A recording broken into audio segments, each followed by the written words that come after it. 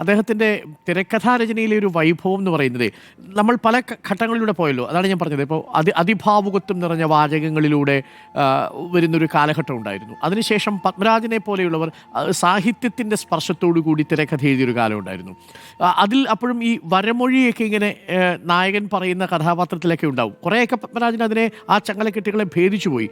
പക്ഷേ ആ ഫാൻറ്റസികളൊന്നുമില്ലാതെ സാധാരണ ജീവിതത്തിൽ ഒരാൾ പറയുന്നത് എങ്ങനെയാണോ അതേപടിയാണ് പറഞ്ഞത്, വാചകങ്ങൾ പറഞ്ഞത്. അതും കേട്ടാൽ നമ്മളെ ചിരിക്കുന്നത്, നമ്മുടെ തൊട്ടപ്പുറത്തിരിക്കുന്ന ഒരാൾ പറയുന്നത് പോലെയുള്ള സംഭാഷണങ്ങളാണ്. നാടകീയതയില്ലാതെ, ഫാൻറ്റസികളില്ലാതെ, അച്ചടി ഭാഷയുടെ സ്പർശമില്ലാതെ വളരെ കൃത്യമായി അദ്ദേഹത്തിന് നമ്മളുമായിട്ട് കമ്മ്യൂണിക്കേറ്റ് ചെയ്യാൻ സാധിച്ചു എന്നുള്ളതാണ് ശ്രീനിവാസൻ്റെ തിരക്കഥയിൽ ഒരു പ്രത്യേകതയായിട്ട് എനിക്ക് തോന്നിയത് വ്യക്തിപരമായി. ഒരുപക്ഷെ അതും എല്ലാ സിനിമകളുടെയും കാമ്പ് നോക്കൂ. ഇപ്പോൾ മുത്താരംകുന്നിൽ അദ്ദേഹം കഥ എഴുതുന്നുണ്ട്. ഓടരുതമ്മാവ് ആളറിയാമിൽ തുടങ്ങുന്നു. അവിടെ മുതൽ ഇങ്ങോട്ട് ഒരു പ്രത്യേക സ്റ്റൈലിലേക്ക് വീണു പോകുമായിരുന്നു എന്ന് തോന്നുന്ന ഘട്ടത്തിലാണ് അദ്ദേഹത്തിൻ്റെതായ ആർജവത്വം വേണ്ടിയെടുത്ത് സന്ദേശം പോലുള്ള കഥകളുമായിട്ട് വരുന്നത്. ഗാന്ധിനഗർ സെക്കൻഡ് സീറ്റ് വരുന്നത്, ബോയിങ് എന്ന് പറയുന്ന സിനിമ അതിന് മുൻപ് വരുന്നത്, പിന്നീട് ചിന്താവിഷ്ടയ ശ്യാമളയിലേക്ക് വരുന്നത്. അപ്പോൾ ഒരുപക്ഷെ നടൻ, സംവിധായകൻ, തിരക്കഥാകൃത്യത്തിൽ ഏതിലായിരുന്നു ഏറ്റവും മികച്ചതെന്ന് ചോദിച്ചാൽ ഏറ്റവും മികച്ചത് അദ്ദേഹത്തിൻ്റെ തിരക്കഥകളായിരുന്നു എന്ന് തന്നെ പറയേണ്ടി വരും, അല്ലേ വി എസ് സുജിത്ത്?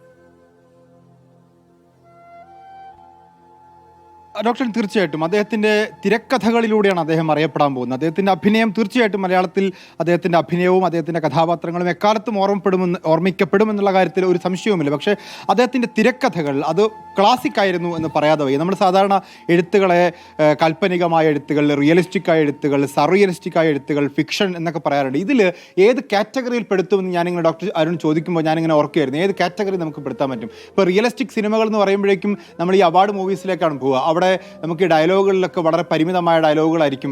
ആ ഡയലോഗുകൾ പ്രസൻറ്റേഷനിലൊക്കെ ആവശ്യമുള്ള ഡയലോഗുകൾ കട്ട് ചെയ്ത് എഡിറ്റിംഗ് കൂടുതലായിരിക്കും.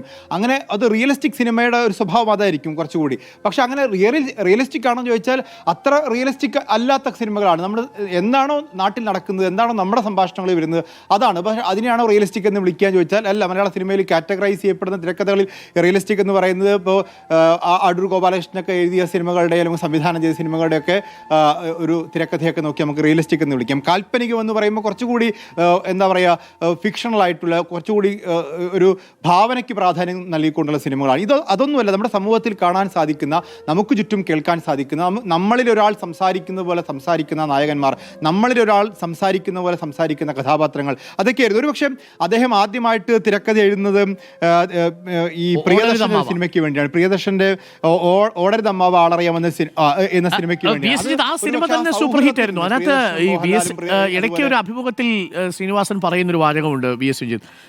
ഈ സിനിമയുടെ തിരക്കഥയ്ക്ക് ശേഷം പിന്നീട് ഈ പ്രിയദർശൻ ഇദ്ദേഹത്തെ നിരന്തരം തിരക്കഥ എഴുതാനായിട്ട് പറയും. പക്ഷേ വി എസ് സുജിത്ത് ഈ നമ്മുടെ ശ്രീനിവാസന് താല്പര്യം അഭിനയിക്കാനാണ്.